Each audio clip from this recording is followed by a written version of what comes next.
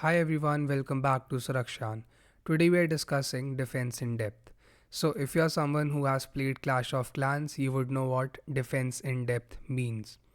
Defense in depth simply means creating multiple lines of defense in order to prevent an attacker from accessing your asset. So, essentially, you are basically implementing defense at different levels, at different layers, and not relying on a single line of defense, because if a single line of defense is compromised, then there is no other defense in place to protect against the attack. But in case of defense in depth, you have different layers, you have different levels. So even if one line of defense is compromised, you would still have other defenses in place which can protect your asset from the attack. If not protect, they can at least slow down the attack or the attacker. Okay. So defense in depth, this concept is built on a single fact that we cannot rely on a single line of defense. Okay. So instead we create multiple layers of defense at different levels. So even if one line of defense is compromised, we still have other layers which can protect us against the attack. So defense in depth is implemented at three levels. One is physical, second is technical, and administrative. Physical simply means things that you would typically employ at a physical level.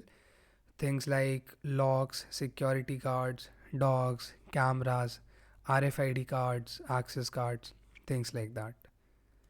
At technical level, which simply means you are implementing devices and softwares at a network level or at a software level in order to prevent or limit damage in case of an incident. There are different security devices that can be used. Most common ones are firewall. A firewall is a device which protects your private network from the malicious network on the internet. Then we have IDS.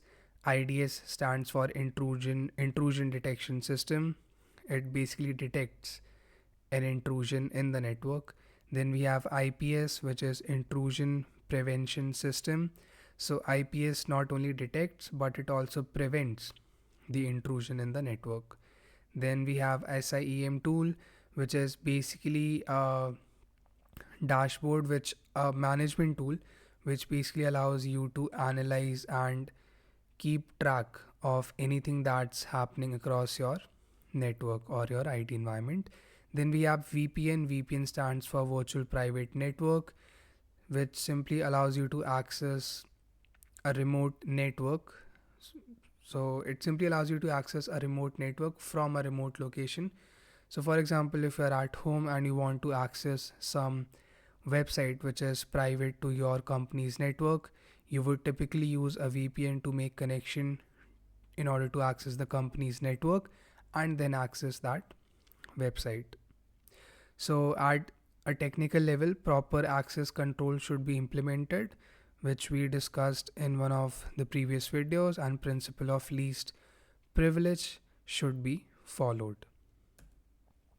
At an administrative level, it simply means creating policies and procedures that would promote data security and things like onboarding, giving access to new users, offboarding, revoking people's access, documenting, keeping records and tracks of every employee, all the contracts that have been made. Then we have the risk management plan and the incident response plan, which we have already discussed.